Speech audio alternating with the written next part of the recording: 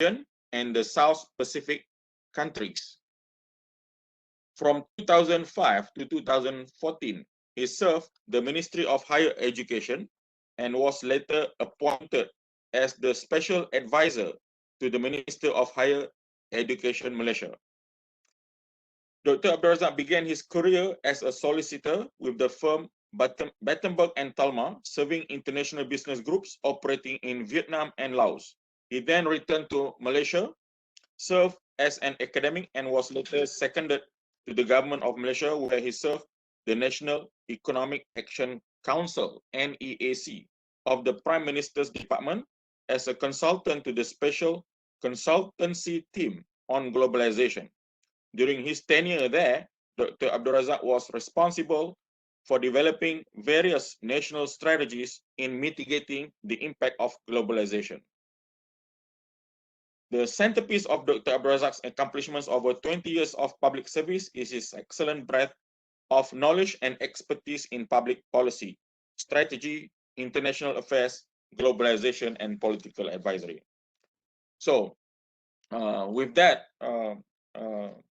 introduction, now I would like to call upon Dr. Abdul Razak to deliver his talk. Okay, please.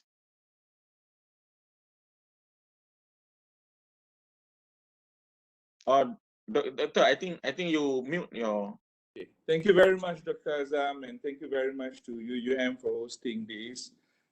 It's really a pleasure and an honor to be able to speak to your postgraduate students. It has been a while since I last spoken to students. We have, everything have gone very digital. We have not been able to meet our students. Our meetings are basically online, and I hope there is an end to all this. Well, I'm going to talk about something which is very crucial, and I think which is also very rarely discussed, especially when it comes to the notion of diversity and inclusion. Of course, talent is something which many people have been talking about it, but when it comes to diversity and inclusion, very little has been, discussed, and in fact, very little progress in the case of Malaysia. So let me just go through the global scenario first. Yeah, one of the most important critical success factor for any organization, either it is government or either it is multinationals or either it is an NGO, is the ability to attract the very best talents to deliver the very best services, the very best outcome to your organization. And talent is a very complex issue. You know, people usually thought that talent is just workforce. No, talent is not just workforce. Yeah, it has got to be differentiated. Yeah, talents are people who are able to deliver added value to an organization.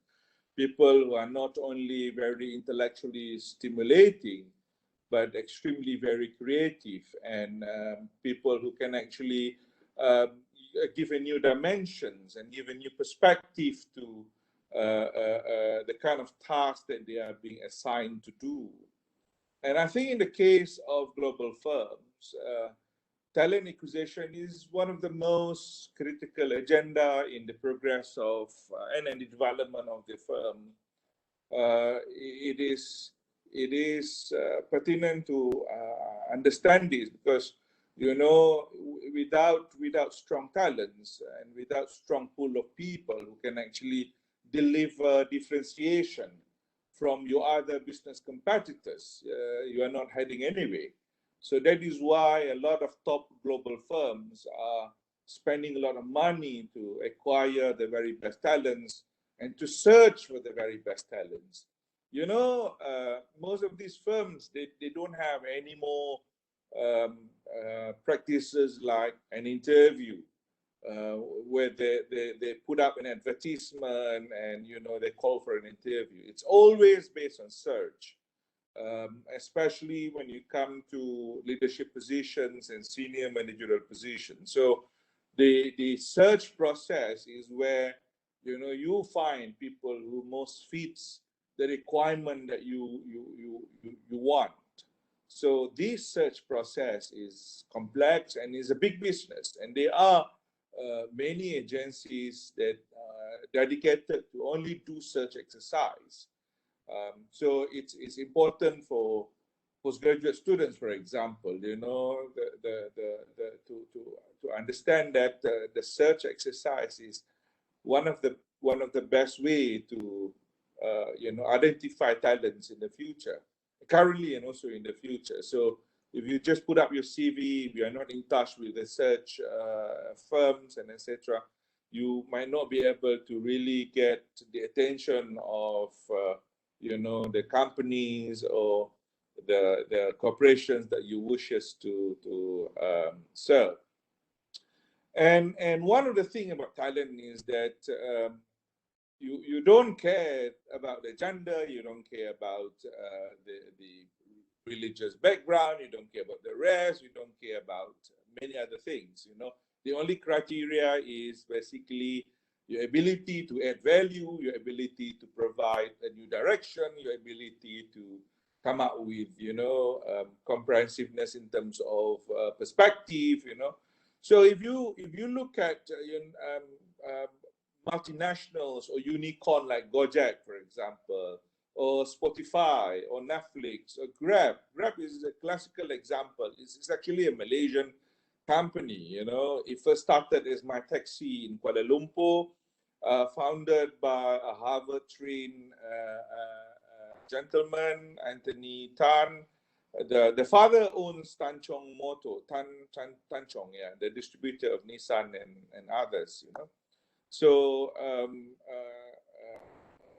in fact, the founder of Grab and the founder of Gojek were in the same class, and they were competing with each other on a project, on a final year project at the Harvard Business School.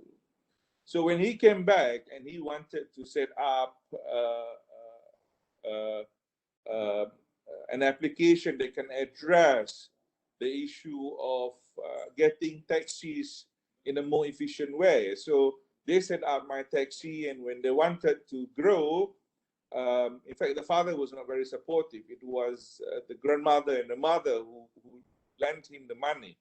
And that's how it started. And also with some seed fund from what do we call that?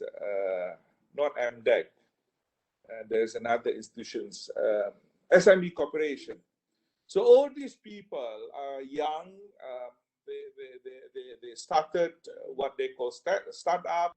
They bring talents with them, and they identify people who share their visions, especially the younger groups of you know, people who understand the revolution part of IT and transform the companies. You know, can we go to the next slide? Now, if you look at these companies, look at the ethnicity and the gender distributions of the largest US tech companies, yeah, you can see that how they are making effort to make sure that there is a balance between female and balance between male, balance between black and black female and black male and Hispanic, ASEAN, you know, ASEAN male and ASEAN female. And if you see from all those companies, either it is Adobe or Amazon or Apple, IBM, Tesla, you can see that almost all have 30% people of very diverse background, yeah, very diverse, and they continuously try to increase this. In fact, it is always the mission of these people to have not only the balance, but to ensure the gender distributions, the ethnicity is based on merit and based on what do we call that, proportion that is fair and that is representative of the demography of the United States, yeah, because most of them are operating in the United States, yeah. So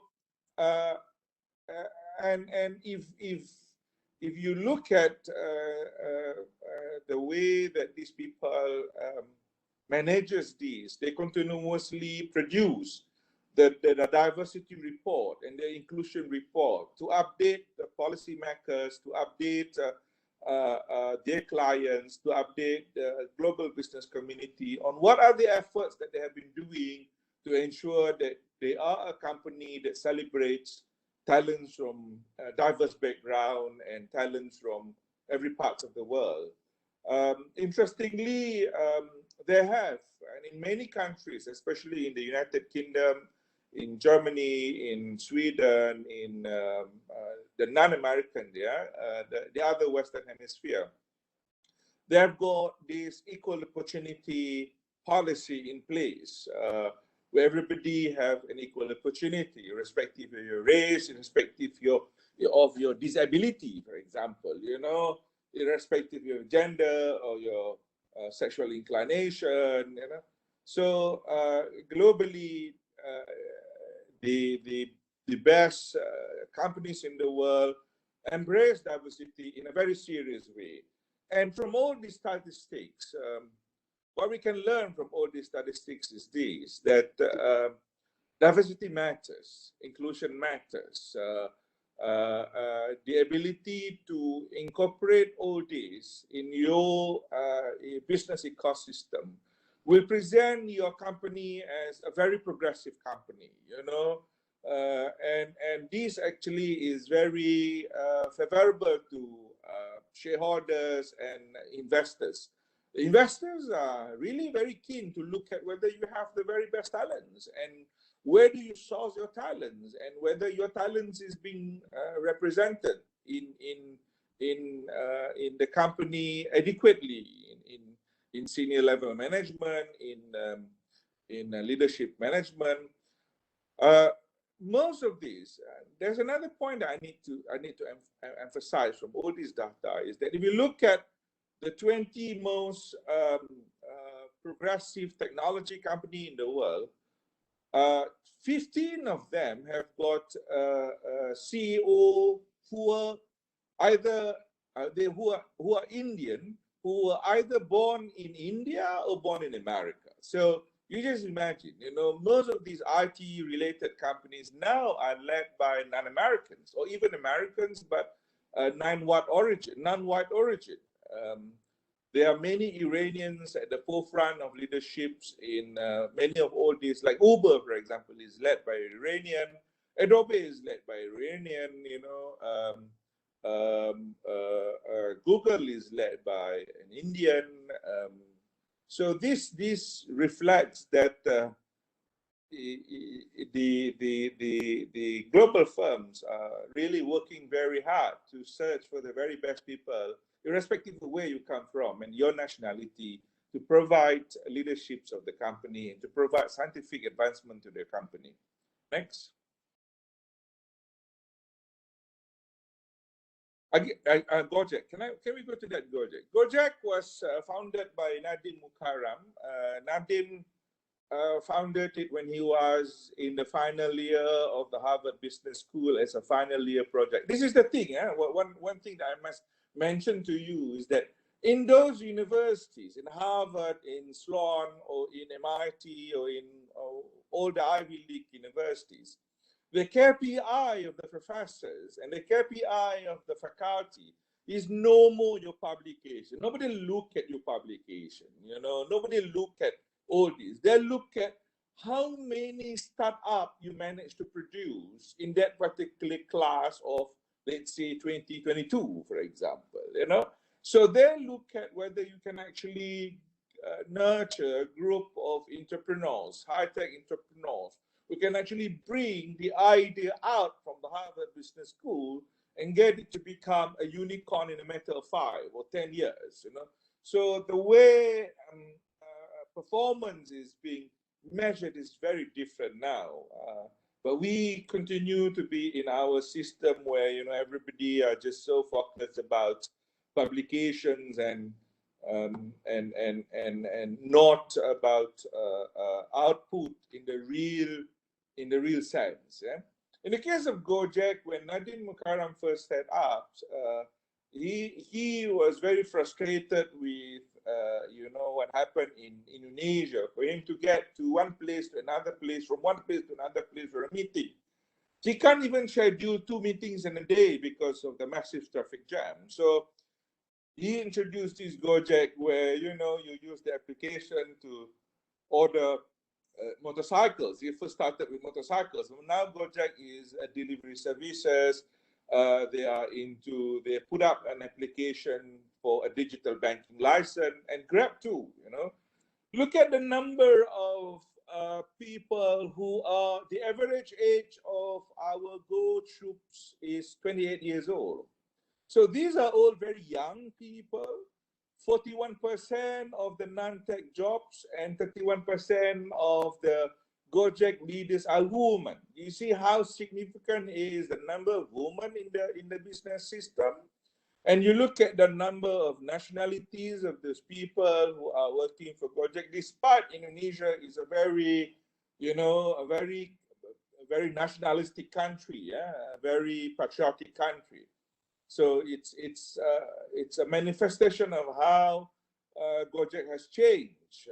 And if you look at all the other companies, yeah, the number of male and female employees are basically quite balanced. In fact, to a certain extent, very balanced. Yeah? Very balanced. And if you look at, can we go to the next slide?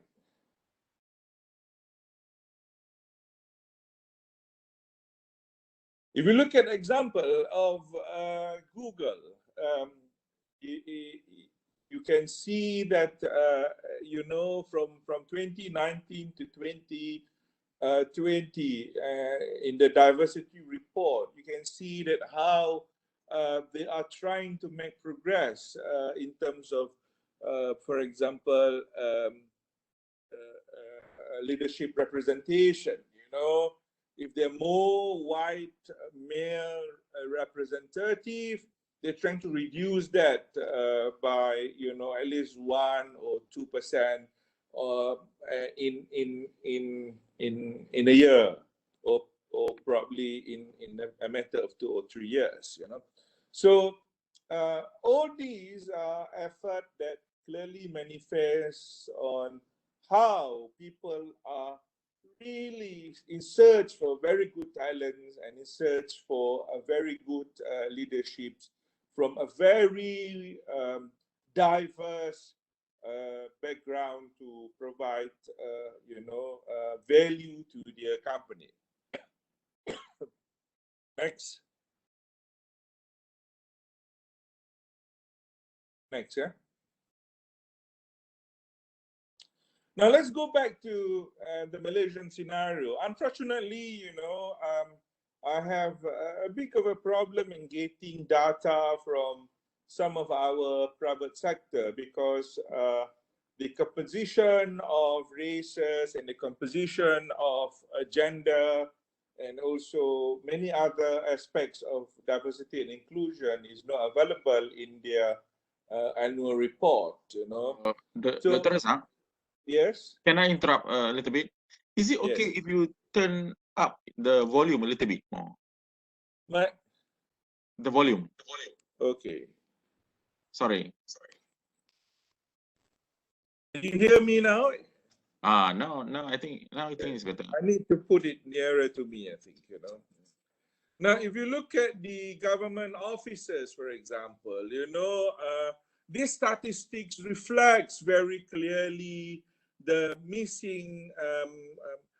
I don't like to use the term quota system, but you know, we still have this quota system, whether it is official or whether it is, you know, mentioned as an official policy or not. You know, we still have this.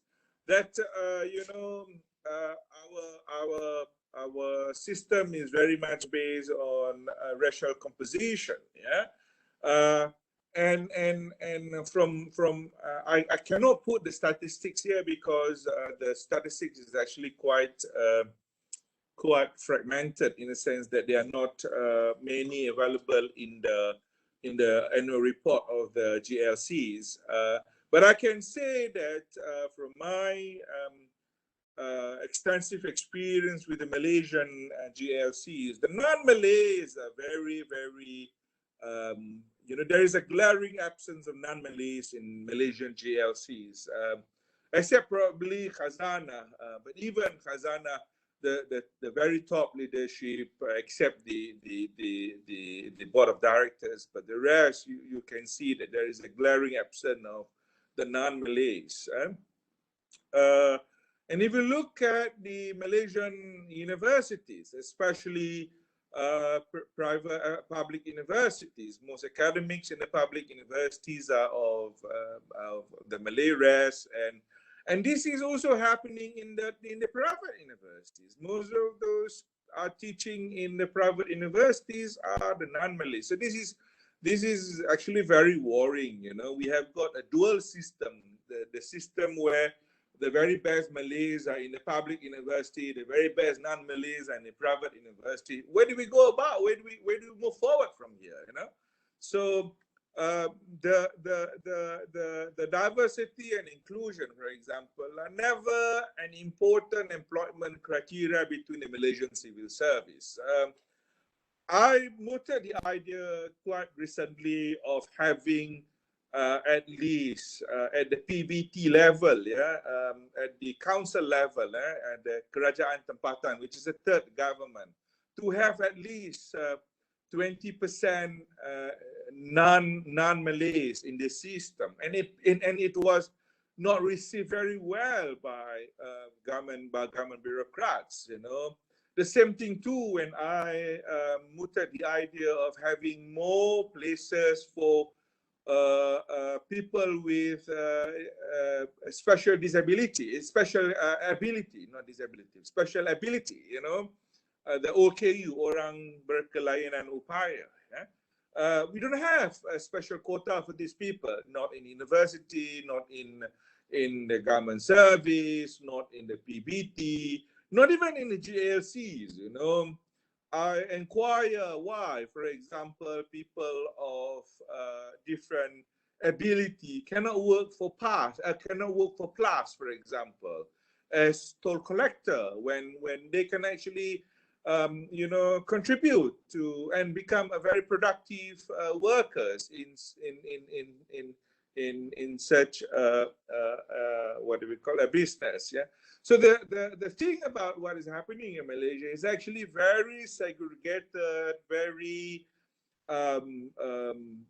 racially divided, and this is very, very worrying. If Malaysia is to be competitive, if Malaysia is to be global, if Malaysia is to be having more unicorns and having more GLCs of a global importance, Malaysia must embark on a very serious policy of diversity, of greater talent management and inclusion. Can we go to the next slide, please? Now I think it's time for us to face the reality that, you know, unless and until we embrace diversity, inclusions, and talent in a big way, it is not going to be easy for Malaysia to be leading when it comes to economic competitiveness. Yeah, I can say for a very certain what do we call, for certainty that you know, we are actually losing in terms of our strategy in promoting our talents and our diversity and inclusion. I'll give you an example of how, when it comes to talent, of how a minister recently says that our graduates should just be very happy with whatever salary that they're getting now. And I think The reason is because we are under COVID, and not many companies are able to pay a pay that is equivalent to their qualifications and to their capability and to their creativity, you know. But I think this is a very simplistic proposition, a very simplistic approach to our current problem, which is underemployment. I call this underemployment. Yeah, when you have 10% of Malaysian graduates being paid 10%, 1,000 ringgit to 1,500 ringgit. In fact, in the year 2020, 22% of Malaysian workforce, Malaysian graduates are getting 1,000 ringgit to 1,500 ringgit. This is just not acceptable. I give you an example of how Malaysia do not have a labor export policy or a talent export policy, unlike a country like India, for example, or a country like Philippines, for example. You know, Philippines recently imposed a moratorium on their health workers, their nurses, their radiologists, their other health workers, physiotherapists, ophthalmologists, from serving abroad because of the need of the country. So you just imagine that they have got so many talents that they're exporting to all parts of the world. And these people are contributing significantly to the growth of, to the better livelihood of the family at home. India, for example, were granted 300,000 visas over the last 4 years by the German companies, by the German government, to have more Germans working in, more Indian working in German companies, you know. And the same thing too with Scandinavian countries. I could never imagine Scandinavian countries issuing visa for medical personnel from other parts of the world to work in Scandinavian hospitals. Yeah. Now they have this strategy now to attract talents from other developing countries and least developed countries to serve in Scandinavian countries because of a serious decline of birth rate, and because of the serious increase in terms of aging population. That is why if you go to Scandinavian countries now, they have a huge policy of attracting refugees. Why? Because they wanted to make sure that they have sufficient workforce over the next 50, 60 years. They wanted to remain competitive. And because of the aging population, they need to ensure continuity. So they are allowing refugees to apply for asylum and to apply for, you know, resettlement. And that's why you can see that the Scandinavian countries' economy continue to be very progressive and continue to be very successful, yeah, because of the diversity and the seriousness in getting the very best talents to work. The other thing that we must realize is Malaysian companies are getting more globalized. Petronas is operating in 32 different countries, for example. You know, YTL, 70% of YTL income come from its operation abroad. You can name many others. Axiata, for example, is operating in 12 different countries. All these are manifestation of how our companies have become more global, and we require global businesses, you know, because our market is very small. When you talk about 32 million, yeah, it is actually very, very small, yeah. In pharmaceutical company, for example, we don't have a pharmaceutical company of a global scale. So because we are becoming more globalized, Sapura Energy, for example, is operating more than 20 other countries, I think 30 other countries. So As we become more globalized, our perspective, our ideas must also reflect that global orientation. This is what I call cosmopolitanism. You know, we need to be more cosmopolitan. We need to be more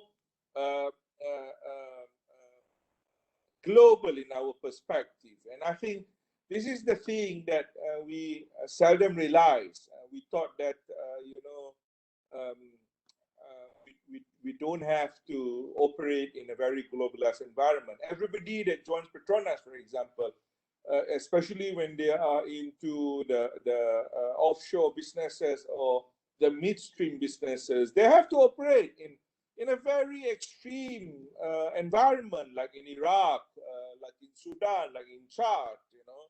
So this is where your ability to manage differences, your ability to work alongside people of various races, various background, various talents is various education background is very important. There is a huge contrast when it comes to diversity and inclusion levels within private sectors and public sectors. I have to say this, yeah. I think private sectors are more open. The public sector are more restrictive. But I think slowly things are changing in the public sector.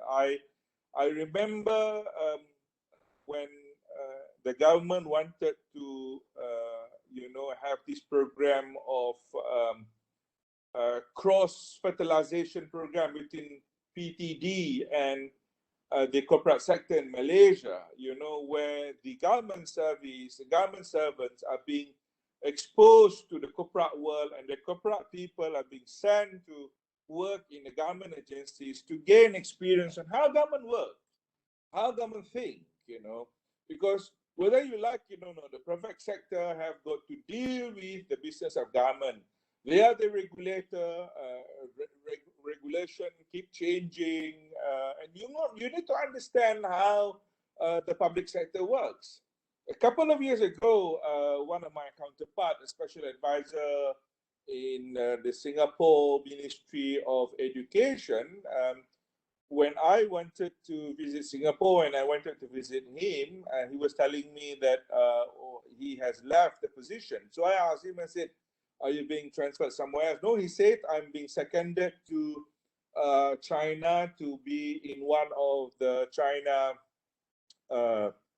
government agency. And I was very surprised. I mean, Singapore having their public servant attached to a Chinese government agency. And I asked, why is this happening? And they said that if Singapore is to survive and to remain competitive, and because China is going to be the most important economy in the world by 2025, in fact, currently it is becoming one of the largest economy in the world.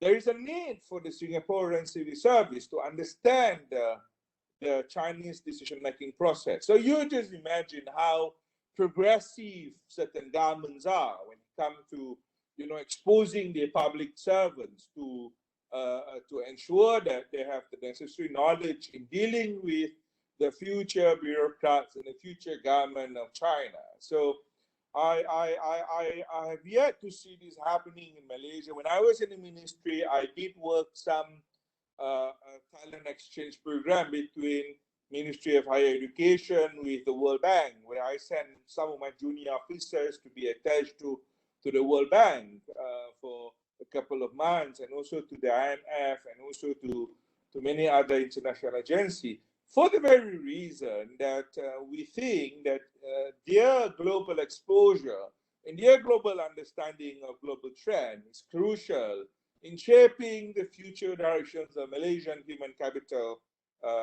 agenda. And I have to be very frank that many private sector firms, they are very aware of how important these talents are, how important for them to have this diversity, for them to have inclusion. Because your shareholders, you must understand, yeah, your shareholders are not people who are based in Malaysia. You know, many of your stakeholders, your shareholders, are people who subscribe to your share from the Korean pension fund to the Indonesian pension fund to the American pension fund, you know. So and there are many also private investors who has got so much money in the Middle East, for example. And when they look at your company and they want to buy the share of your company, they look at all these, whether you are a reflections of a global company, you know, in the true sense, you know. So it's very important for them to have this policy in place so that it attracts and it gives value to their businesses. Next. Now, what I think Malaysia should do, and I think this is what many of you should, especially in the academia, should really promote, is to have this national inclusion agenda. You know, this is what the country needs, and this is what the country requires. That we need to have that diversity and inclusion agenda.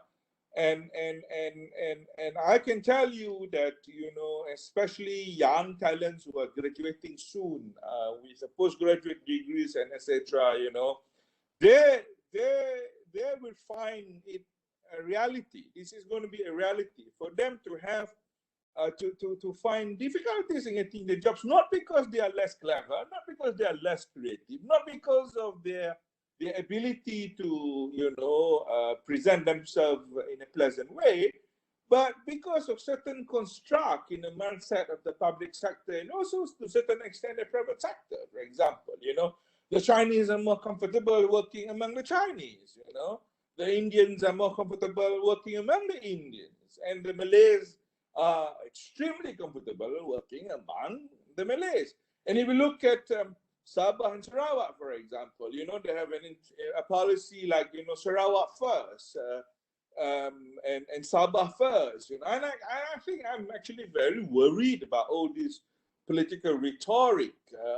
I once asked bureaucrats in Sabah and in Sarawak, I said, how are you going to make your digital economy agenda as a success? Where are you going to go and get your talent if you have a policy that is very restrictive of the West Malaysians?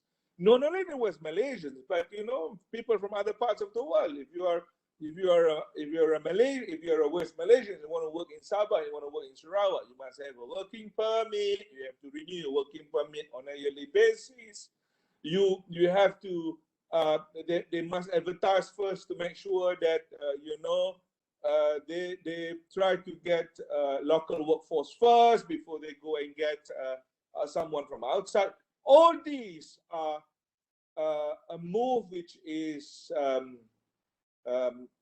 anti-globalization. You know, you are not embracing globalization. The future of either Sarawak or either Selangor or either Penang or Malaysia as a whole is not nationalism. The future of our economy, the future of our competitiveness is very much about globalization. And that's why I think the government must have a very comprehensive policy that promotes diversity, inclusions, and to be compatible with, you know, commitment to the UN Sustainable Development Goals and the ESG, the environmental, social, and corporate governance. In fact, when I talk to many of people in the government and also in the private sector, the SDG and ESG is actually quite aligned to them, you know, and slowly they are trying to understand that. And I told them, I said, if you don't embrace this, sooner or later you can't export your products to European countries. Sooner or later, your products is not going to be acceptable in Japan, in the most developed economy. Why? Because you just do not have the labor standards. You just do not have the inclusion standard. You do not have the talent standard that they require upon you. So it is a matter of urgency that everybody should, you know, realize that you know, they should have all this, or else there's no way that they can actually be operating or exporting or doing services for all these very developed countries. Next. Now, this is just about diversity and inclusion, yeah. And I want to emphasize is that diversity in the workplace means that a company employs a wide range of diverse individuals with different characteristics. A good example is a study done by PricewaterhouseCoopers. PricewaterhouseCoopers, 10 years ago, had a study. This was 10 years ago, and they say that Malaysian workforce changes jobs 10 times 10 times, each of them average, they change job 10 times in their productive career, yeah. And what is very interesting is that, Malaysian workforce invest a lot to diversify their own skills, yeah, so that to ensure that they can actually what do we call it, reinvent themselves every couple of years, yeah. So what is more interesting from the study is that many of those people who works in firms like KPMG or PricewaterhouseCoopers or Ernst & Young, people are doing auditing work, for example, or consulting work. 60% of them are not having knowledge or a degree in the area of accounting or businesses or economics. Some of them did history or music or even languages or law or, very diverse sociology. These are the people, they are being brought. Why? Because they want individuals with very different characteristics to enrich the talent pool of their company. Now, why is this very crucial? Why? Because when you talk to the big firms, yeah, they will tell you that we have no problem about training all these people to become auditors in just a matter of 6 months. We have all the necessary tools to retrain them for 6 months. But what we don't have is the tools to actually train people to have different perspective. That's why we want people from different perspective in our workforce, So this is something which we need to understand. That diversity is not just about, people of different color working together, but different characteristics, different background, different interests, people who did physics and people who did chemistry and people who did international relations, should be brought into the team and work together to provide a better business solutions, a better consulting practices. Now, when it comes to inclusiveness, there is also a very important criteria that we must address here, that it must be a welcoming place for everyone, despite your personalities, despite your attitude, characteristics, it must be a welcoming place. I know many companies do not want to hire pregnant women, for example, or they will ask, if somebody just recently married, when are you going to go and start your family? I mean, if you say that, I'm ready to start my family as soon as possible, they will tell you, oh, sorry, we're not hiring, So you just imagine that, if you have 3 children, you may probably do not stand a chance to work with all these people. When there are mechanisms to allow you to contribute while you continue to have children and while you continue to spend time with the children at home, you can continue to be productive, In fact, many of the firms now are encouraging their workforce to spend more time at home and come only for face-to-face meeting when it's required, yeah, so that you have better time with your family and you don't have to waste your time in the Kuala Lumpur traffic. And they could also save in terms of electricity and water bills and many other things, So this inclusiveness is not just getting the IBAN or the Bidayu from Sabah and Sarawak to join, but also the people who are a different ability, for example, or a different kind of personalities, you know, or different kind of religious background or religious belief, you know. So this is what is meant by an inclusive company. Next, next, yeah. Now, this diagram has been developed by one of the consulting company. I'm sorry it is not acknowledged here. I think there must be, you know, they must have forgotten about acknowledging the source of these. What are the benefits of having diversity and inclusion in the workforce?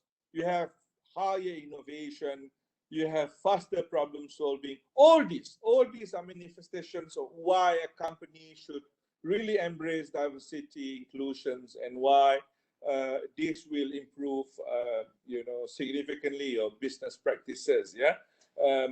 When I visited Apple, 8 years ago, maybe 8 years ago, in its campus in Palo Alto in California, I was very impressed with the number of with the way they segmentize their talents. You know, people are doing technical work in the sense that, you know, people who works on those most innovative aspects of developing Apple products. The average age is 26 years old. If you are 26 and above, you are supposed to be doing other parts of business operation. But the most productive, the most talented, the most technically savvy group of young people are usually spending most of their time working technical matters. You know, these are the people that can actually move the frontiers of science, the frontiers of technology, the frontiers of innovation because of their creativity. And this is where they work very closely with, you know, labs all around the world. Yeah. I give you another example of how uh, um, um, a professor, a Nobel laureate in physics by the name of Sir Harold Kroto, works on the renewable energy of the future with 300 scientists who are mostly based in all the continents in the world, and working on a project which is funded by one of the largest oil company in the world, with an amount of allocation of more than 4 billion pounds over the next 10 years. So you just imagine the amount of research money that they have, the amount of resource that they employ to work on this renewable energy agenda, 300 scientists from all continents in the world, and working in collaboration with each other. And that's why the focus of Shell, the focus of British Petroleum, the focus of Caltex will be more on renewable energy in the future rather than oil exploration and rather than gas exploration. So why? Because they are already at a stage where they're very comfortable working with people from very diverse background, very inclusive approach, you know, and these are classical examples of how company progress. Next. Well, this one I don't want to explain in length. Can we just, I mean, you can read these. Yeah, this is for people. Next. Yeah, I just want to next. I just want to, yeah, I just want to talk about the challenges. Why bringing more diversity? Why bringing earlier one, please? Yeah, why bringing diversity? Why talent management? Why inclusion is actually very difficult in Malaysia? You know, what are the challenges? I think the most important challenge is our working culture. There is this absence of conducive environment. You know, there is no work balance that forces female employees or employees with disability not to join the workforce, yeah, because it's just not balanced, you know. It's very difficult. It's like, you know, it's very difficult for you to find a work balance in Malaysian corporation and also in Malaysian government set up. I'm very surprised to see people working until 11 p.m. You know, I mean, we're so used to this. I mean, I'm very surprised if we don't work more than, you know, 13, 14 hours a day, and we really work very hard in the corporate sector, you know, and this is where I think the work-life balance is not there. Yeah, Shell, for example, have a very impressive work balance policy. You must leave your office by 5 p.m.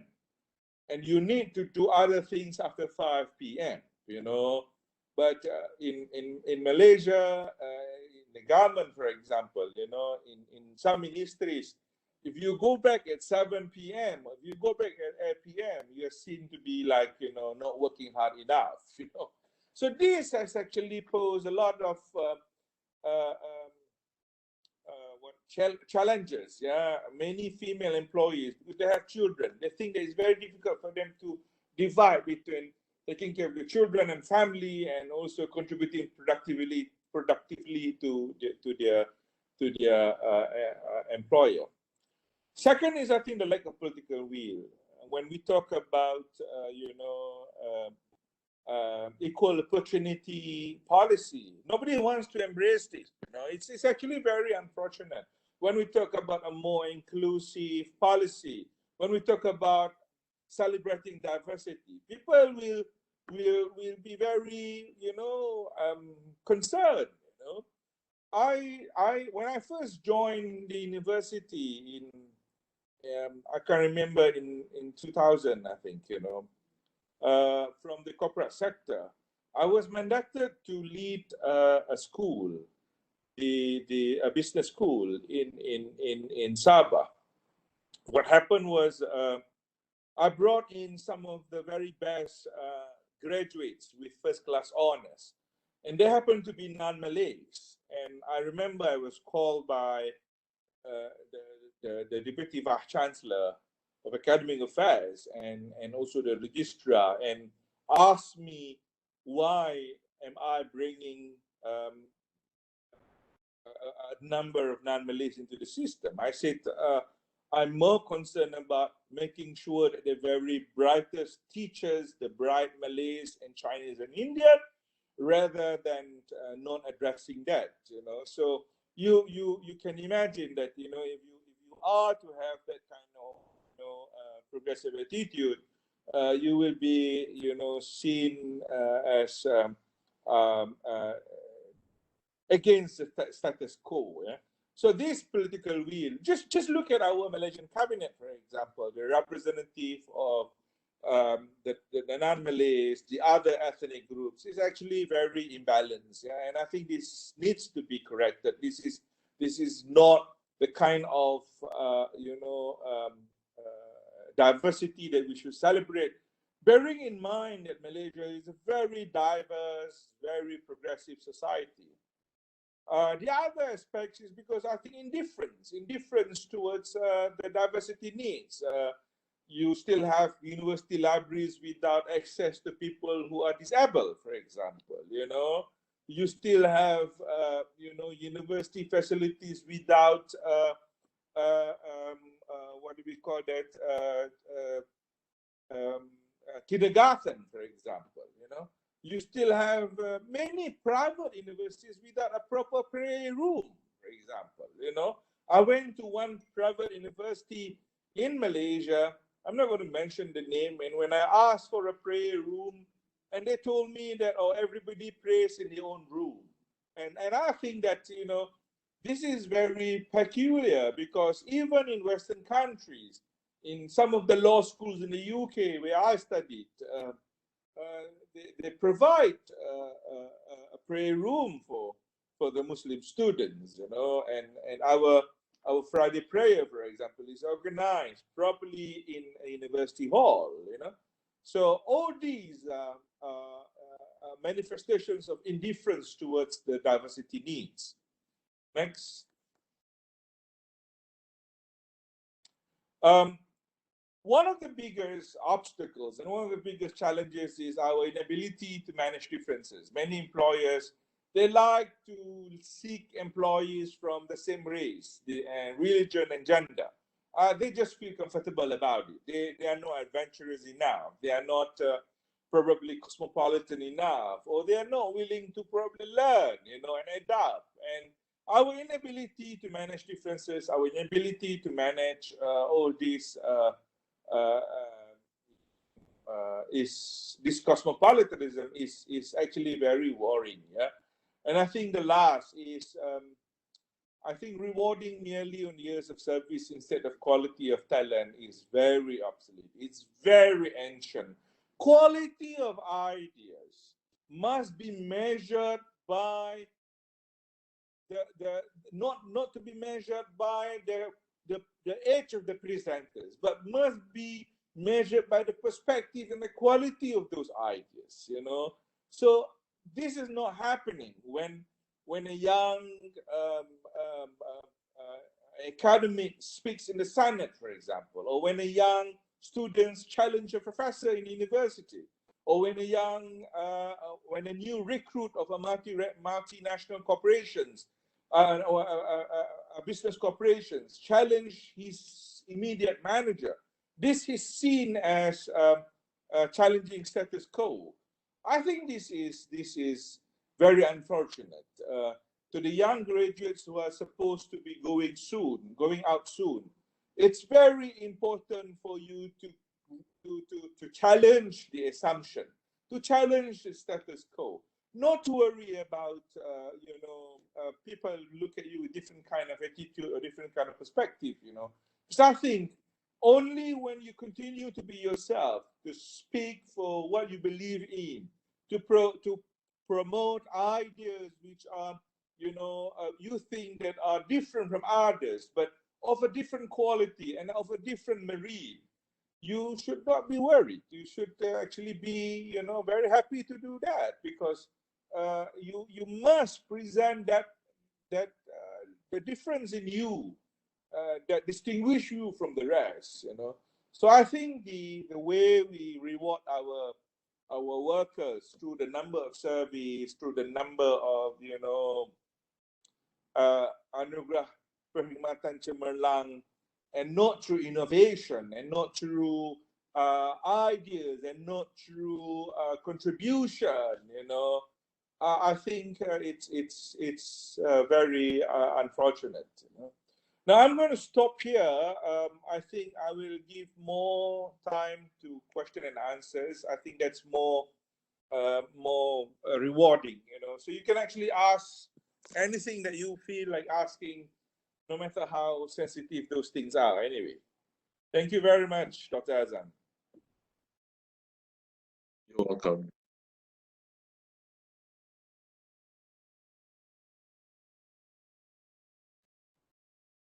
Can I have question, please?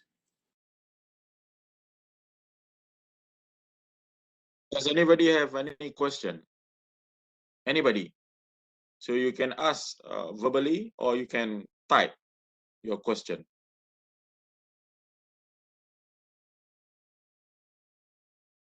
I'm not very familiar with these WebEx. I'm very familiar with what do we call that, Zoom. So where do I read the questions which are being typed?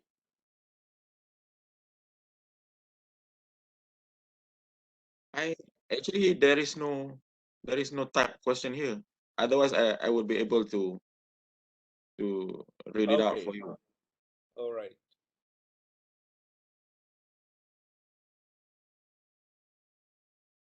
I can see. Can you see this? There is no question so far. I can't. It's okay. No worry. So if there are questions, can you read it for me, please? Yeah. Yes, but there isn't so far. Or maybe comments. Maybe some comments.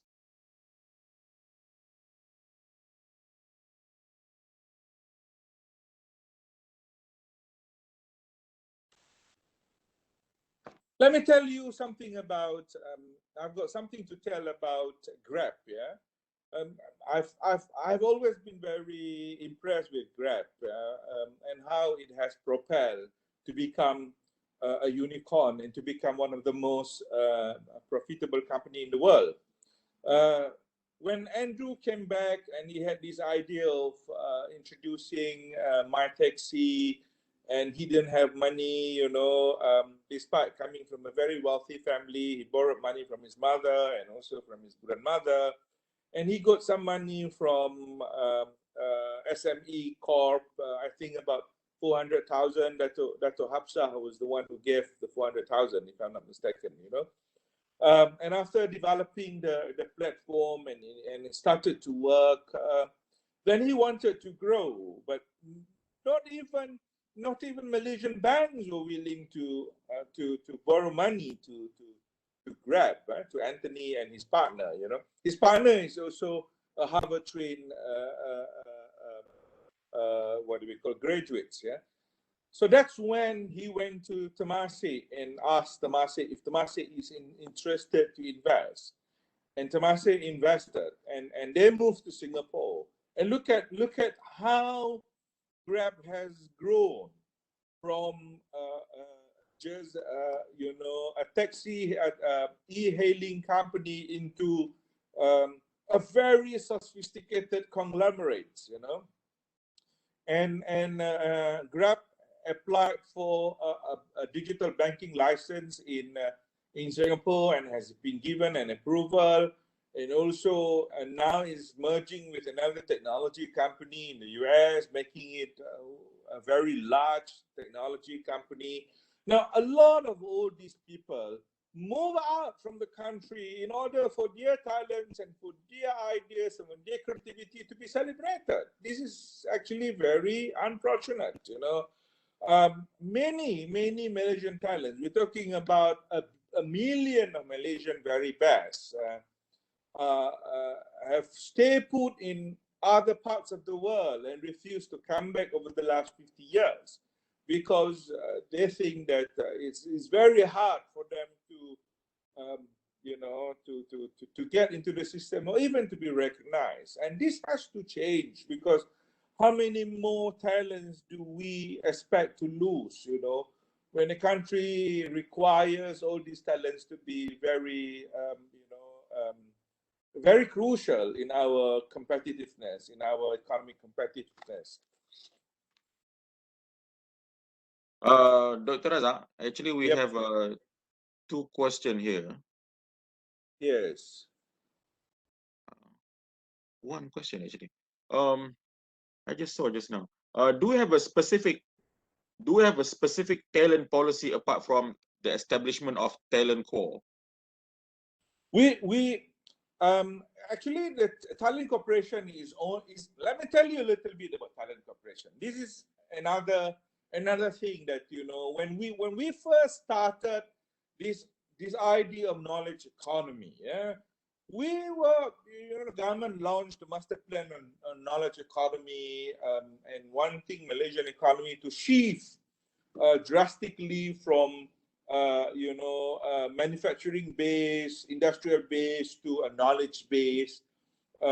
We realized on the importance of talents. Yeah, so Talent Corporation was to support many of our policy initiatives. For example, the Cyberjaya, the MSC Multimedia Super Corridor, when it first started in 1990s, for example, So it was all basically to attract the very best brain to come to the country. So government sees the importance of bringing talent, into the country and encouraging more Malaysians to come back. But unfortunately, the direction is wrong. Talent is not just bringing Malaysian talents to come back to Malaysia, There are many Malaysians who are outside there who doesn't want to come back to Malaysia, but they want to contribute to Malaysia. They want to help Malaysia. They want to be productive. So there must be a mechanism where they don't need to necessarily come to Malaysia and work in Malaysia, but there must be an agency that brings their talents to the need of our local industry or our government agency or our government establishment, you know. So this is not addressed. The second part is, everybody sees that, Talent Corporation is a retraining center to actually produce better talent. No, it is not. It should not be that. I don't think Talent Corporation should be involved in the business of reskilling or upskilling or whatever skilling. I think Talent Corporation should really focus about developing the various policies when it comes to talent management. So if you ask me whether there is other national policies in regards to talent, I'm saying that no. The one that we have now is basically confined to what Talent Corporation is doing. Um, I am actually very concerned about this because we need more complementing policy to actually support this and to encourage greater diversity, to encourage greater talent mobility. Of course, the ministries, yes, they have worked on a mechanism, a mechanism of cross-fertilization between government sector and the private sector. If you are in the government sector, you can actually serve for 1 or 2 years in the private sector if you are a PTD. But this is only confined to a certain group of people. Why are we not allowing our university professors, for example, to spend some time in the think tank, to spend some time in multinational companies, to spend some time in many other companies, and without them losing the seniorities, without them losing the promotion opportunity? I think the university, the corporations must have this openness to really bring forward an agenda of really encouraging this movement of people from one industry to another industry. This concept of tenureship, is actually very alien to many of the most successful universities in the world. There's no such thing anymore as a tenure professor. Why? Because everybody are, eager to leave the university after 5 years. They want to go and serve European Union. They want to go and serve in ASEAN Secretariat and come back to another university later. But this kind of flexibility is not there, and I think it's actually a move in the wrong direction. This is where we need to reinvent things. But I hope that looking at how we are losing a lot of talents, a lot of businesses to Indonesia over the last 1.5 years, and to other emerging economies like Vietnam and Philippines, government must seriously relook into how we manage our diversity, our talent policy. Okay, thank you very much, Dr. Raza. We have 2 more questions. The first one, I'm not sure whether you have already answered that, but I'm just going to read this. The student, she asks, can you specify what sort of training that can help bring our utmost output to deal with real life situation? What sort of training? Well, I'm not a chief people's person. I've never had experience in that, But I have dealt with human capital development issues for a very long time. I can tell you that what we people like us and what other GLCs or other multinational companies are looking at, when we hire people with, number one, a strong intercultural skills. Not only interpersonal skills, but intercultural skills, people with very strong intercultural skills. Your understanding of culture, your ability to adapt to various culture, your ability to appreciate cultural perspective, your ability to, give meanings to what your friends are doing, or for example, if you go out with a Buddhist, for example, you don't bring them to go and eat rendang because you know that the Buddhists don't eat rendang. They don't eat rendang, but they don't eat meat. They don't eat beef, for example. All these cultural intercultural qualities is actually very important, because as we move forward to become more global, to become more diversified in our workforce, we have people from very, very diverse backgrounds. So all these sensitivities, all this intercultural understanding is very important. And especially when you have businesses abroad, when you have to deal with clients abroad, So you got to understand that you must have that capability to understand intercultural phenomena, and acquire these and learn these through, and many ways to learn this, through YouTube, through learning other cultures, through looking at how, travel vlog teaches you on, understanding cultural aspects of other people. Second, I think, is international perspective. It's very important for us to have students who understand this, who has that international perspective. I'm actually very strict with my recruitment policy, in the sense that you must really have a very deeper understanding of what's going on surrounding you, because we live in a very global world. Whatever happened in other parts of the world matters to you. Look at how the Wuhan virus has affected all of us. It started in a small market in Wuhan, but it has collapsed so many economies. It has actually, brought devastations to the life of billions of people. It has stopped international travel. So for you not to have international perspective, for you not knowing what's going on in Myanmar, for you not knowing what's going on in the Middle East, for you not knowing the Biden latest policy, for example, it's something that it's very hard for us to accept, and very hard for us to to tolerate. We require a workforce who can actually apply the context of their working environment to what's happening surrounding them.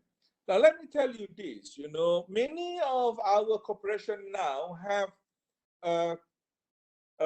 sustainability officers, sustainability advisors, and also international global affairs advisors.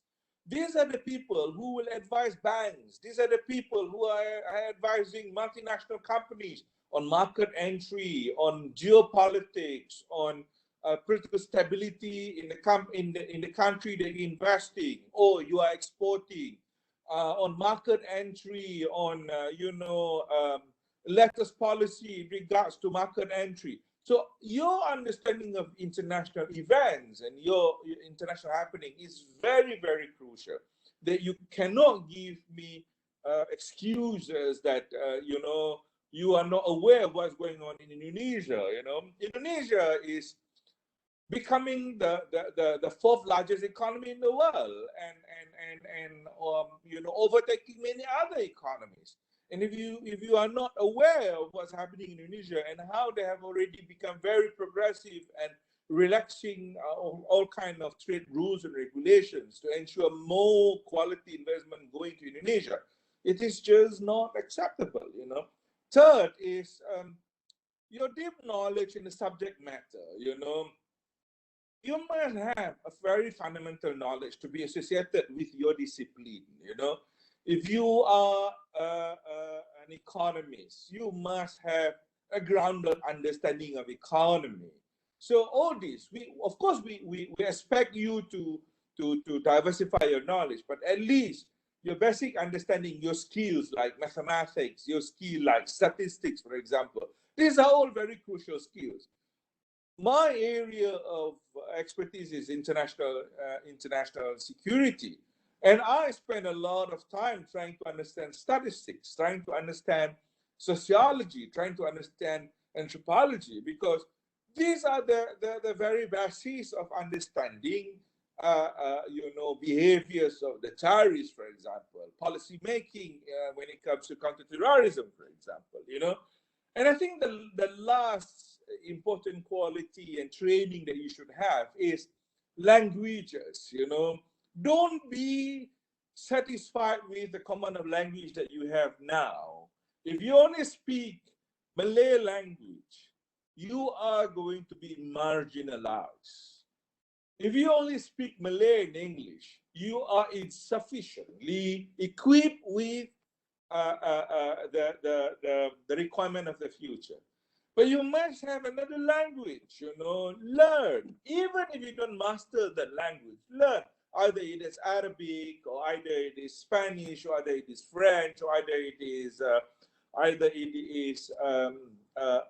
Chinese, If you go to any of the international studies schools in the US, you must dedicate at least 2 semesters or a year doing languages, Why? Because you operate in a very diverse environment, and your ability to understand languages is actually a very important prerequisite for you to understand their culture, their business practices, and etc. So if you ask me, these are the skills that you need to retrain yourself. And to be honest, this can actually be done through experience, through listening, through talking to your friends, through having your Facebook friends from other different culture, I'm I'm worried about when I look at, how we utilize our social media. Our social media is only about taking a picture of the food that we eat and post it to the rest of the world. Hello, that's a place where you can actually make friends and fall in love, and and do other things with people from other parts of the world. And why is it only confined to your breakfast menu, into your dinner menu, and to your whatever, your present that you give to your boyfriends, when you can actually forge a lot of collaborations, a lot of working relationship, a lot of friendship, So I think, by watching all these, National Geographic, reading the economies, and stay widen your perspective. None of all these actually can be taught in classes, because there's always a limit that your professors can teach you. There's always a limit that your teachers can provide to you. There's always a limit that we can actually present in our half an hour slides, So this is where you need to acquire that. Thank you. Next. Okay, thank you, Dr. Razak, for a very lengthy answer for that. We have a couple more questions. The first one is from academic, Professor Fuad Osman. Oh, he's my friend. He's a good friend of mine. Okay, okay. Thank I you, think Fuad, I for think his question is more like a concern. Okay, so I mean, it's nice to talk about inclusiveness. It's nice to talk about diversity, and then we can talk about this within the context of Malaysia or within the international arena. Okay, we're talking about diversity and inclusion in the international arena. So his question is, can Malaysian graduates survive the world labor market given if we open up for diversity and inclusion?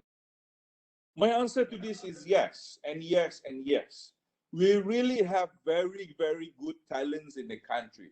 But despite a lot of people being critical of our graduates, but I have seen a lot of clever people from our public university and private universities.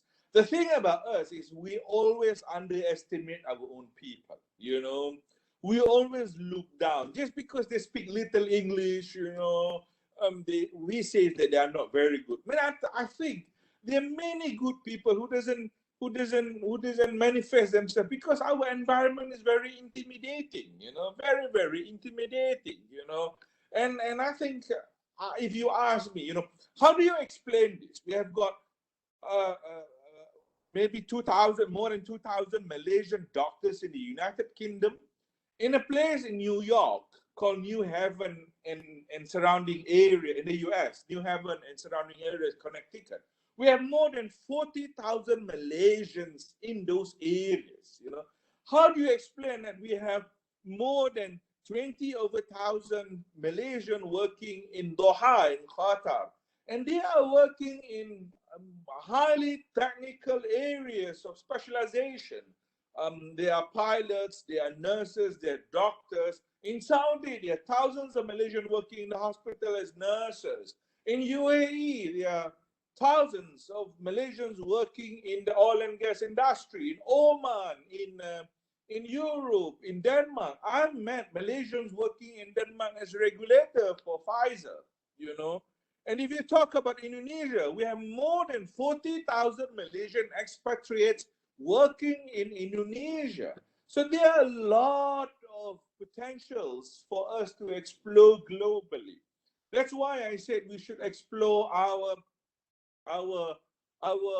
our possibility of exporting our workforce rather than allowing them to just earn 1,500, 1,100 to 1,500.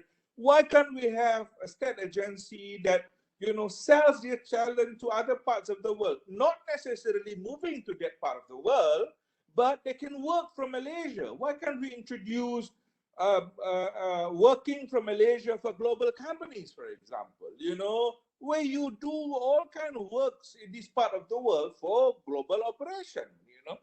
I cannot see why Malaysian talents cannot support Singaporean operations from Malaysia without having to cross the border in view of the travel restrictions that we have now.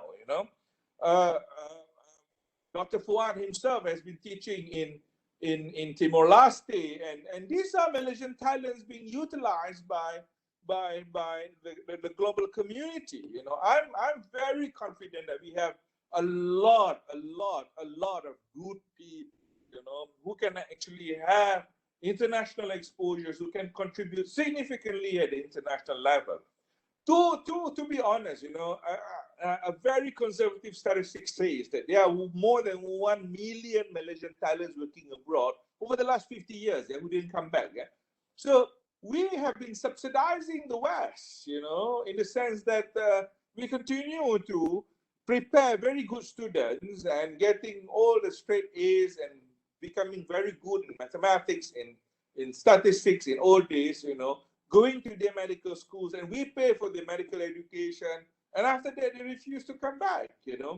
There was this incident, and I want to cite this incident of a Malaysian girl whose mother was a very successful international civil servant, came back to Malaysia, graduated from Princeton University. Princeton is one of the best universities in the world. Came back to Malaysia and applied into a public university. I'm not going to mention the name of that public university, okay? And she did biological sciences with a first class honors, from Princeton University. And her application was not answered for 6 months. And when she went to go and ask for explanation, the explanation given by the university was that we cannot hire you because you don't have SPM. I think that's very sad. That's very, very sad. Now, this girl ended up going to MIT, doing her PhD, got married to an American, now currently settling down in America, working on cancer research at Caltech, California Institute of Technology, one of the most prestigious universities. These are examples of so many other Malaysians who made it abroad, but who did not get opportunity because of our lack of progressiveness. So if you ask me, yes, there are a lot of talents. There are many good talents from your university, from many other public universities. Don't worry so much. As I mentioned to you, language, for example, it's an ongoing thing. You can improve it as you work. You improve it. As you mix around with your friends, you improve it. Your interpersonal skills. These are the things. We cannot prepare a holistic human being in a matter of 3 years in university. That's impossible. And the university is not supposed to just prepare a perfect human being. The university is supposed to prepare,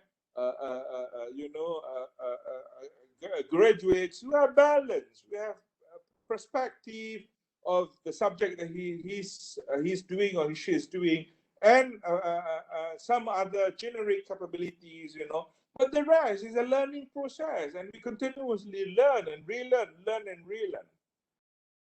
So if you take the example of Anson Chan, a former permanent secretary to the Hong Kong government, the former chief secretary to the Hong Kong government. Today, she retires from the Hong Kong authority. Next week, she left to Stanford for her master's program, for another master in Stanford University. So learning, going back to university, going back to them, it's something which is normal. People like me, I've already registered myself for another master's program abroad, because I think I need to equip myself. What I learned 10 years ago, 20 years ago is actually obsolete. Knowledge become obsolete very, very fast. Next. Hi, Doctor. It's Nadia. Taking over from Dr. Azam. He's doing something at the Okay, moment. Nadia. Okay, all right. Okay, for last question from the participant. What are the ways for leaders in organization can do to increase inclusiveness in their team other than building psychological safety to the workers? Example, like you said just now, prayer room. Yeah, I think what we need is leadership, and leadership that is open, leadership that is, that is open, that is honest, that is willing to learn and willing to understand that different perspective, a leadership where you must admit that you do not know best. You have to relearn and you have to learn from many others. This is very important, and this is what we are lacking.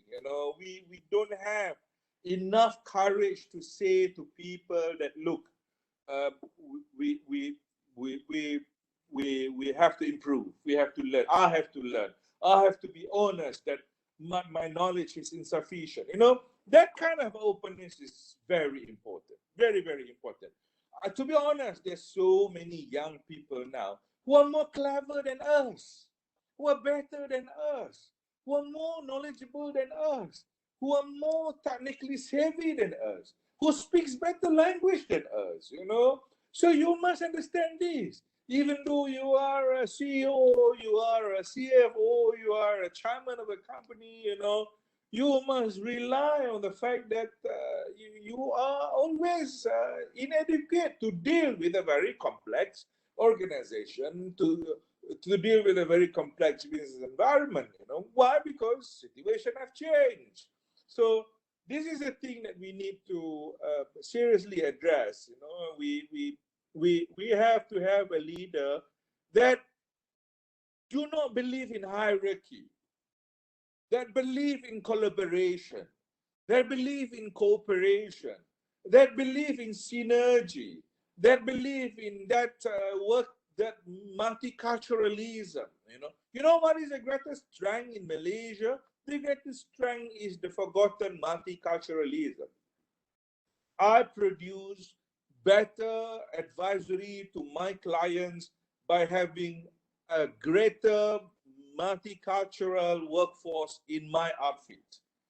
I produce better results in my research because I have a team which is with multifaceted perspective. So that leadership that believes in collaborations, that leadership who believes in the death of hierarchy, that leadership who believes in the world is flat, that ideas are to be judged by the quality of it, but not by the presenter of it. The quality of entrusting the young, the quality in investing the young. These are a quality that you require for a very, very successful corporation. Tan Sri Syahril Samsudin, the founder of Sapura Energy, have just retired last month at the age of 60, ladies and gentlemen. At the age of 60 is a pretty young age, because he thinks that the next leadership of leaders, the next level of leaders must be, given the opportunity to lead. Obama became a president at the age of 46 and stops at the age of 54. David Cameron became a president at the age of 44 and stops a couple of 6 years after that, And now you have Macron, whether we agree with Macron or not, a very young president of that one, and they will retire after that and doing something else.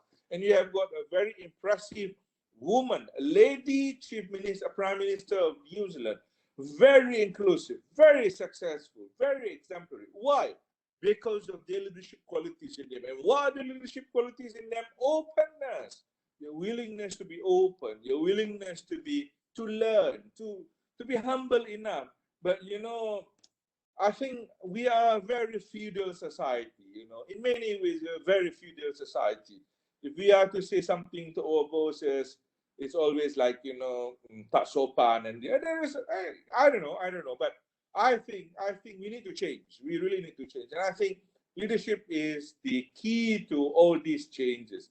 If our key leaders are not changing, that's why we have a problem. Look at Singapore. Singapore, the fourth generation of leaders have already been prepared to take over from the current prime minister. And this person who has been entrusted for the leadership of the future, who is supposed to take over next year, decided to resign just last week, this last 2 weeks ago. Why did he resign? Because he says that by the time he took over the leadership, he will be above 60 years old. And the age of 60, with this COVID and with these changes that is taking place, he is just too old to manage all this, because it becomes very complex. And managing Singapore post-COVID is really very, very complex. But we still have somebody who is nearly 100 years old, or, you know, who still wants to be a prime minister. So I'm telling you that the next generation of leaders must be leaders who have the openness to all this. Thank you very much. Thank you very much, Dr. Razak. Actually, we have two more questions right, as of now. One of them is from the Q&A column, because the previous few were from chat column. So now it's from Q&A column. Maybe you cannot see this. What is your comment on the programs carried out by universities regarding talent excellence from Malaysian education blueprint? Actually, I'm not very familiar about this talent excellent program. Can you explain a little bit about this? I'm not familiar either about this from Malaysian blueprint. Yeah, but what maybe I know, somebody. This is. Can you repeat the question again? The question was, what is your comment on the programs carried out by universities regarding talent excellence from Malaysian education blueprint? That was the question. I'm actually not very clear about which part of the blueprint that particular person is referring to. But I have to be honest that a lot of things are happening. Have been happening, you know, when it comes to getting talents. But our measure of talents is very limited. Our measure of talents is only your publication and your research and your what, you know, your Scopus index, and I think that's not a measure of talent, and that's not a measure of excellence. I really think that your measure of excellence is about contribution. It's not about prestige. Your measure of excellence must be about contribution. Your measure of excellence, how do you resonate with the problems that's happening in the country, you know, and not about you know, producing just papers, and I think this is very, very superficial, you know, especially when you talk about sociology and human sciences, and when you talk about other discipline, which is social sciences and politics, you know. How do you measure this in just a matter of in the form of your publication, which I think is very superficial? And you think that you only reward an innovative person or an excellent professor just because of his number of publications, but not whether he is invited to become an advisor to the government on pandemic, or not based on his contribution to the World Bank, or not because he contributes to setting up of a university abroad, you know. I think that's very superficial. That's very different. Or even, you know, look at the way we recognize our penjawat awam. You know, if our penjawat awam is just about clocking in and clocking out religiously for the last 30 years, then they become penjawat awam yang dihormati dan dikasihi. But nobody clock in and clock out anymore. Allah SWT is telling us now that that is not the measure of quality and that's not the measure of productivity, you know. Now Allah SWT says that, look, you can work from home, and it's a reality now that you can work from home and you can actually be effective even when you're at home, you know. So I'm telling you that things are changing and changing very, very drastically, and we still have this notion of, you know, excellent is just that measures that we have based on scientific index and etc. I'm sorry I don't subscribe to that. You know, I think that's the reason why I left the academia and pursue advisory world somewhere else. I don't think I have the patience to key in all this MQA and all this. That's just not my cup of tea. I'm sorry. Next question. Okay, there is another question that I received separately. Okay, the question was, what is the best? What is the best talent model, grooming model? What is the best talent grooming model in public university in Malaysia? So I think what should be the best talent grooming model in public university in Malaysia? Well, Yeah, well, I personally believe that the best model for talent development is to really celebrate the very best people with the very best ideas, with the very best innovative ideas, irrespective of their racial and religious or geographical background. You know, if you don't have, I studied in International Islamic University, and I think many of successful lawyers and successful you know, corporate leaders now, or even academics, come from International Islamic University. What we learned in our university from the very first day that we registered in our university was this. You know, we have got teachers who are very diverse in terms of background, teachers from all parts of the world. I remember when I was in the law school, we had 16 law professors in the UIA law schools, in an IRU law schools. And we had 7 chancelleries, you know, ex-judges. We have got a former Chief Justice of Pakistan teaching us. All these have actually given us a perspective that we did not even imagine this, you know. We didn't even thought of that, you know. So if you ask me that if we are to actually you know, develop a model, that model must be about openness, that model must be about celebrating diversity, that model must be about you know, encouraging more people from very diverse background. Unfortunately, our universities does not have enough expatriates teaching. Our teachers, our lecturers are not given enough exposures to work with industries, to work with, you know, corporations, to work with think tank, for example, you know, and many of them are basically, you know, relying on contacts.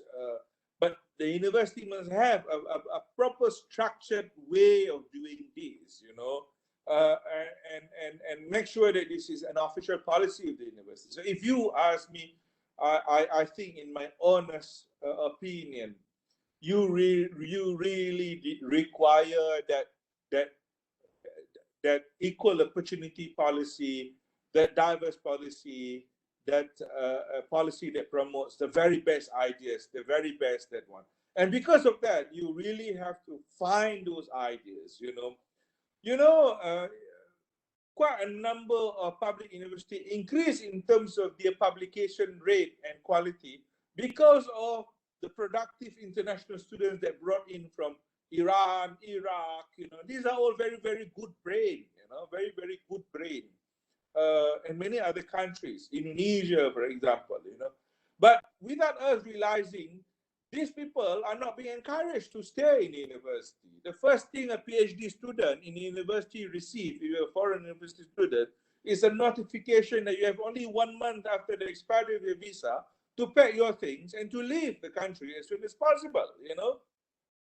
when the United Kingdom now, and even before, if you have a PhD, they will send you a notification and telling you that you have 2 years to find a job and to stay in the country. You know, they are encouraging people with PhDs to stay put, you know. But we are encouraging everybody to leave the country as soon as possible, which is not a character of the university. Where do I get the very best brain to work with me when it comes to research? From the very best postgraduate students, you know. But where do I get these people? If I don't get these people from a wider pool, you know, I'm not going to go and get a good, I'm not going to go and produce a good research output, you know. So the last one, can we have the last question? No, actually, that was the last question. Oh, that was the last question. We haven't got any more question from that. I think, yeah. Let me just make one quick closing remark, Dr. Raza, or Yes, would you like to say something? you. Okay. Thank you very much. First of all, thank you very much for sharing with us this topic on diversity and inclusion. Okay, as I listen to your talk, you know, so this is something that I've just learned as you talk. You know, I remember one thing when you talk about this diversity and inclusion at the international level, meaning that we are inviting people from other countries. Okay, and we are also exporting our people to other countries, okay, things like that. That is something that is good, and then we know that there is some concern about whether or not our own workers will be able to survive the world labor market. This is something that when I listen to this, the idea is akin to what we have in economics, and that is with regard to international trade. Okay, so in general, economists, okay, are in favor of international trade, but we do know that in practice, in reality, we have a lot of trade restriction, quota, tariffs, and things like that. Okay, so the opponents, okay, of international trade, free trade, okay, the opponents, their argument was that this will be bad for the this may be bad for the local people, okay, when we open up, okay, in terms of international trade, open up for trade of goods and services across the world, okay. But the argument from economists, the classical one, is that it is true that some parties may be worse off due to this if they lose to the competition, okay. But overall, if we're talking about overall, then we are going to be better off. So economists tend to take this something that I would say as utilitarian approach to analyzing things. So we may lose 30, but we gain 50. So the net effect will be to gain 20. Okay, whatever that measurement is. And then that is one thing. So same thing, now we are exporting and importing people, okay, human resources. The other thing that I remember is that there have been some studies, okay, but I'm not going to be able to quote exactly. There have been some studies in the area of economic growth. People came up with the term ethno-lingual fractionalization, something like this. I remember the term ethno-lingual fractionalization in an attempt to explain why African continent, okay, has not been able to prosper like other continents in the world. And the authors of this article, okay, they came out with the idea, the conclusion was that even though we may look at people in Africa as alike, but actually they are made up of very different tribes. Okay, and there are so many tribes. Okay, in terms of ethnicity, there are a lot. Okay, so the conclusion was that if we have too much diversity, okay, if we have too much diversity, then the impact will be bad. And this is based on some kind of analysis. Okay, that is one thing. I just remember the terminology, but I will not be able to quote the source. And there is another thing. There is a paper by one. Maybe there are two authors, but I remember only one of them. Audit Gallo. Okay, he's professor at Brown University and also Hebrew, if I'm not mistaken, together, joint appointment with his co-author. He came up with a theory, okay, and this theory was supported, okay, that uh, overall, we could say, we could deduce that if we have moderate diversity, okay, that will be conducive for economic growth. But if we have something that is very mundane, okay, no diversity at all, that society that is characterized by lack of diversity, that is not very conducive for growth. But too much diversity from the other paper is not good for growth. So, but if there is a moderate level of diversity, that will be good for growth. But this is a theoretical paper by Gallo and his associate. Okay, those are the things that I would like to share as I listen to your talk. I think it's a very lively talk that you have already provided to us, and we have quite a lot of questions from the audience. So I would like to. I think we are coming to the end. Okay, I would like to close this with a thank to you. But My if you pleasure. like to say something, would you Well, like to say? thank you very much. Thank you for hosting me today. And I'm very happy to be associated with your university, with your schools, with your institutions. It's a very eminent institutions, and I've always been more willing to help in whatever capacity that I could. Thank you again for hosting me today. Okay. So on behalf of UUM, I would like to thank you for your willingness to share your thoughts today with us. It was a very good talk. So we have altogether almost 2 hours lah, including question and answer, and also we have had quite a few questions from the audience. Okay, that's all. To the audience, right? Participants, we would like to ask you to fill up the evaluation form. You can see in the chat column over there. Thank you very much. Okay. Thank you, Dr. Thank Azam. you. Thank you very much. Assalamualaikum warahmatullah. Waalaikumsalam warahmatullahi wabarakatuh.